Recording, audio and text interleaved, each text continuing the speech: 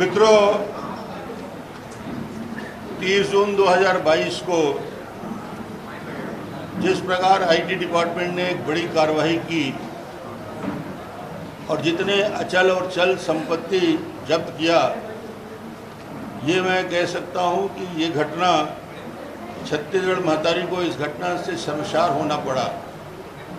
और ये तय है, ये सरकार भ्रष्टाचार में आकंठ लिप्त है। और कोरबा के बारे में, कोल के बारे में हम लोग कम से कम 10 बार प्रेस कॉन्फ्रेंस में बोल चुके हैं। प्रति टन 25 रुपया लेने का काम ये सरकार खुलेआम कर रही है। बच्चा बच्चा जानता है कोरबा का, छत्तीसगढ़ का। उसके बाद आईटी कार्रवाई करती है और जो दस्तावेज जब्त हुए हैं, जो नगद 9.5 करोड़ का हुआ है, गोल्ड और ज्वेलरी मिले हैं 4-5 करोड़ के, और उसके साथ साथ कई 100 करोड़ का अवैध ट्रांजैक्शन के दस्तावेज जब्त हुए हैं। इन सब के होने के बाद भी अजीब बात यह है कि किसी मुख्यमंत्री के डिप्टी सेक्रेटरी के यहाँ 2 बार आईटी डिपार्टमेंट पहुँच जाए, और ये स्थिति छत्तीसगढ़ में पूरी तरीके से बनी हुई है।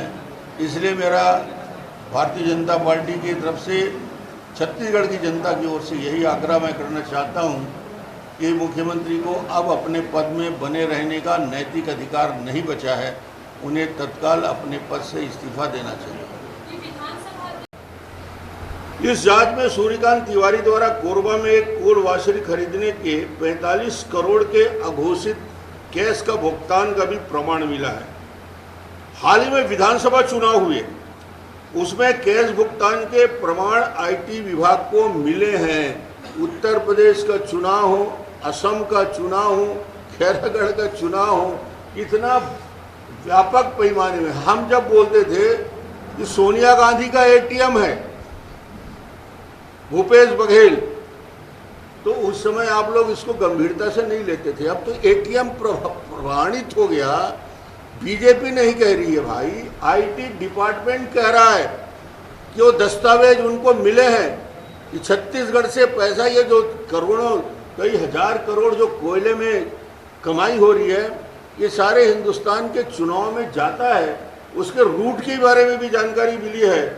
और ये आईटी विभाग की प्राथमिक जो जानकारी मिली है, कई 100 करोड़, स्पष्ट है कि कई 100 करोड़ के उगाही के प्रमाण उनको मिले हैं। इस पूरे कार्रवाई के 2 केंद्र बिंदु रहे, सूर्यकांत तिवारी और डिप्टी सेक्रेटरी मुख्यमंत्री। यह ध्यान देने वाली बात है कि दोनों भूपेश के लिए काम करते हैं। इसका मतलब है कि भूपेश बघेल यानी मुख्यमंत्री का संरक्षण के बिना इतनी बड़ी अवैध वसूली कैसे होगी, और फिर वो यहाँ चुनाव में उसका उपयोग कैसे किया जाएगा, इस धन का कैसे दुरुपयोग किया। ये मैं इसलिए बता रहा हूँ कि सरकार ने 3.5 साल, पौने 4 साल में पूरी तरीके से भ्रष्टाचार के दलदल में फंस चुकी है। इसलिए मैं कहता हूँ कि छत्तीसगढ़ महतारी का सर शर्म से झुक जा गया होगा। हमने अभी 15 साल मुख्यमंत्री थामे। हमसे जुड़े रहने के लिए हमारे YouTube चैनल को सब्सक्राइब करें और नई वीडियो की नोटिफिकेशन के लिए बेल आइकॉन को दबाएं। अगर आप ये वीडियो Facebook पर देख रहे हैं तो लाइक जरूर करें और ज्यादा से ज्यादा शेयर करें। धन्यवाद।